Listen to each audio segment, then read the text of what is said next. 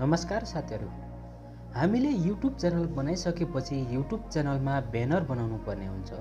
Banner बनाएर लगाउँदा YouTube channel झन राम्रो उत्कृष्ट देखिन्छ। साथीहरु, आजको यस भिडियोमा हामीले युट्युब च्यानलमा ब्यानर सेट गर्ने तरिका अथवा ब्यानरलाई युट्युब च्यानलमा अपलोड गर्ने तरिका सम्पूर्ण जानकारी यस भिडियोमा दिएका छौं। साथीहरु, भिडियो सुरु गर्नुभन्दा पहिले हाम्रो च्यानललाई सब्स्क्राइब गरी हामीसँग जोडिन नबिर्सनुहोला। हामीले ब्यानरलाई सेट गर्नको लागि सबभन्दा पहिले हामीले कुनै ब्राउजरमा जानुपर्ने हुन्छ। जस्तै म क्रोम ब्राउजरमा जान गएको छु। त्यसमा गइसकेपछि युट्युबलाई ओपन गर्नुपर्ने हुन्छ। जस्ट ओपन गर्नु होला। ओपन गरिसकेपछि माथि तीनटा डटमा क्लिक गर्नु होला। त्यसमा क्लिक गरिसकेपछि जस्ट यसमा हेर्न सक्नुहुन्छ डेस्कटप साइट भन्ने अप्सन छ, त्यसमा क्लिक गर्नु होला।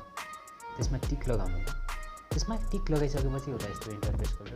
लोगोमा क्लिक गरिसकेपछि जस्ट यसमा हेर्न सक्नुहुन्छ युट्युब स्टुडियो भन्ने अप्सन दिएको हुन्छ, त्यसमा क्लिक गर्नु होला। त्यसमा क्लिक गरिसकेपछि जस्ट क्रोम सेट गर्नु होला।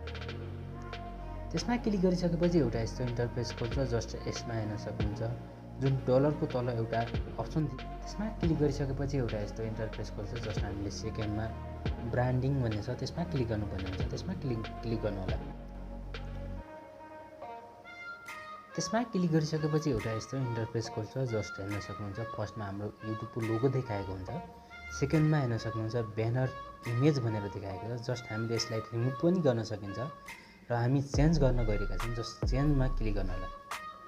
त्यसमा क्लिक गरिसकेपछि जस्ट यसमा हेर्न सक्नुहुन्छ हामीले ब्राउजरमा गएर त्यसलाई चुज गर्नुपर्ने हुन्छ। जस्ट चुज गर्नु होला। चुज गरिसकेपछि एउटा यस्तो इन्टरफेस खोल्छ। जस्ट यसमा हेर्न सक्नुहुन्छ हामीले यसमा डन भन्ने अप्सन छ, त्यसमा क्लिक गर्नु होला। त्यसमा क्लिक गरिसकेपछि एउटा यस्तो इन्टरफेस खोल्छ। जस्ट यसमा हेर्न सक्नुहुन्छ पब्लिश भनेको छ, त्यसमा क्लिक गर्नुपर्ने हुन्छ। जस्ट क्लिक गर्नु होला।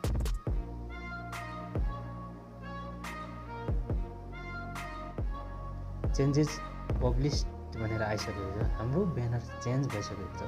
हामीले यो तरिकाबाट सजिलैसँग आफ्नो युट्युब च्यानलमा ब्यानरलाई सजिलैसँग लगाउन सकिन्छ। भिडियो कस्तो लाग्यो, मनमा लागेको जिज्ञासा कमेन्ट बक्समा राख्न नबिर्सनुहोला र यस्तै टेक्निकल टिप्स र नयाँ जानकारीको लागि हाम्रो च्यानललाई सब्स्क्राइब गरी हामीसँग जोडिन नबिर्सनुहोला।